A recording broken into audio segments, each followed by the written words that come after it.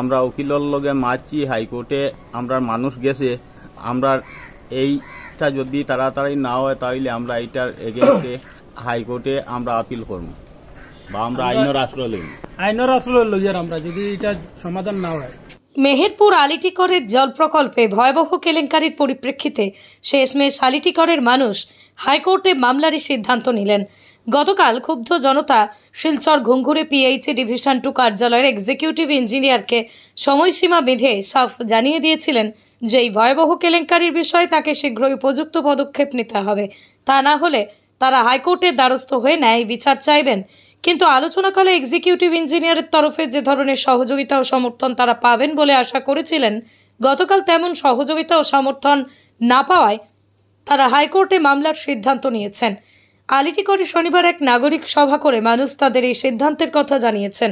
যাদের বিরুদ্ধে হাইকোর্টে মামলা দায়ের করা হচ্ছে তারা হলেন প্রাক্তন এক্সিকিউটিভ ইঞ্জিনিয়ার তথা বর্তমান পদোন্নতি পাওয়া superintendent engineer Ratnajyoti Dutta Chowdhury, engineer Debdulal Das, বর্তমানে অবসর যাওয়া প্রাক্তন পিএইচই কর্মকর্তা রায় উপাধির এবং কয়েকজন জনপ্রতিনিধি সহ সঞ্জয় রায় প্রমুখ। আলিটিকরে আজকের এই নাগরিক সভায় উপস্থিত ছিলেন আবুল হোসেন বড়ভূঁইয়া, তাহির আহমেদ বড়ভূঁইয়া, ফুলকুসুম বড়ভূঁইয়া, মেরুতুন বেগম বড়ভূঁইয়া, মিনারা বেগম বড়ভূঁইয়া, আবদুল্লাহ হোসেন, সিরাজ আহমেদ বড়ভূঁইয়া, শাহজান আহমেদ বড়ভূঁইয়া সহ আরও অনেকে। এলাকার ক্ষুব্ধ মানুষ সংবাদ মাধ্যমকে জানিয়েছেন তাদের প্রতিনিধিরা ইতিমধ্যে গুয়াহাটির উদ্দেশ্যে রওনা দিয়েছেন। 2-1 দিনের মধ্যেই হাইকোর্টে মামলা দায়ের করা হবে। তাদের সাফ কথা, পানীয় জল তাদের চাই।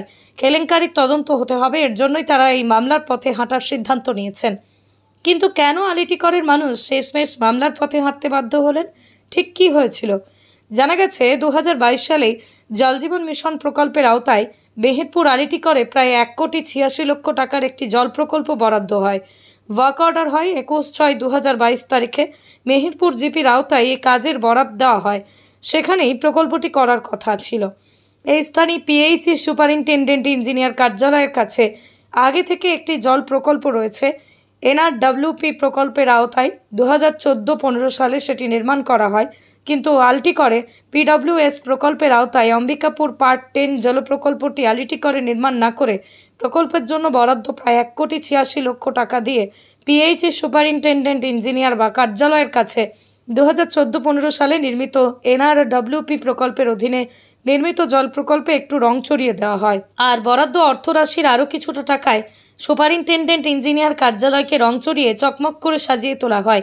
আর এই কেলেঙ্কারি সংগঠিত হয় বিভাগীয় আধিকারিক ও প্রকল্পের বরাদ্দপ্রাপ্ত ঠিকাদারের যোগসাজশে, এমনটাই অভিযোগ। পরবর্তীতে জল জীবনের তথ্য ঘেঁটে মানুষ জানতে পারেন যে জল জীবন মিশন প্রকল্পের আওতায় মেহেরপুর আলিটিকরে একটি জল প্রকল্প নির্মাণ করা হয়েছে। আর এই প্রকল্প থেকে এলাকার 139টি পরিবারকে জলের সংযোগও দেওয়া হয়েছে।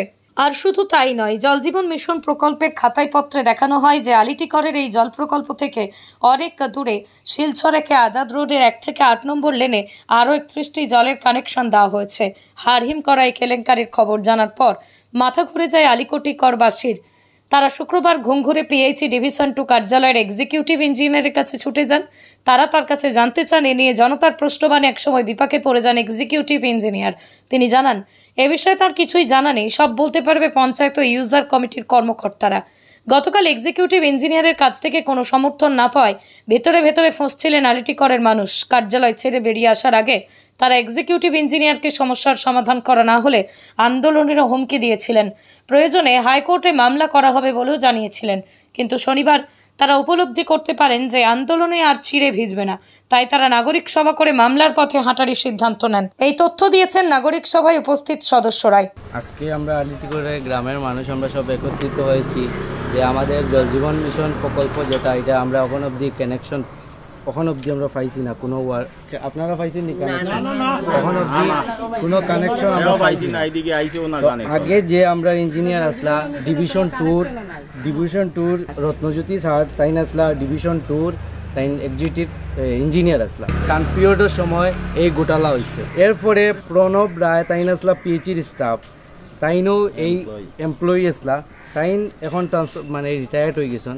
তাইন টাকা সত্ত্বেও এটা গাফিলতি হয়েছে। আরও বিভিন্ন জনপ্রতিনিধিসকল এই ঘটনার ভিতরে সামিল আছেন। এখন যে ডিভিশন ট্যুর যে ইঞ্জিনিয়ার তার কাছে আমরা কালকে যখন মেমোরেন্ডাম সাবমিট করতে গেছিলাম তখন তাই আমরা এখন তার নাম হইল দেবদুলাল দাস। তাই তখন আমরা অস্বীকার করেন কইন কিচ্ছু জানেন না, তাই কিচ্ছু জানেন না। তো তাই জানেন না জানে খে আমরা কইন এভিডেন্স দিতাম, আমরা কইন এভিডেন্স দিতাম, আমরা কিছু এভিডেন্স দিলাইতে আপনি ইঞ্জিনিয়ারও সিটও কেনে বল। আমরা সঠিক তদন্ত করিয়া সরকারের কাছে আমরা একটা দাবি, সঠিক তদন্ত করিয়া জল লাগে আর যারা যারা এই দুর্নীতির এই প্রকল্পের দুর্নীতির যারা যারা জড়িত আছেন তারা আইনের আওতায় আনিয়া তারা কঠোর শাস্তি দেওয়া। আমরা কানেকশন আরেকজনে লইয়া যেত গা, এটা তো আমরা কোনো মুহূর্তে আমরা মানতে না। আমরা কানেকশন লাগেও লাগে, যদি কানেকশন না দেওয়া তাই আগামী দিনে কিতা হইব এটা আইনে জানে।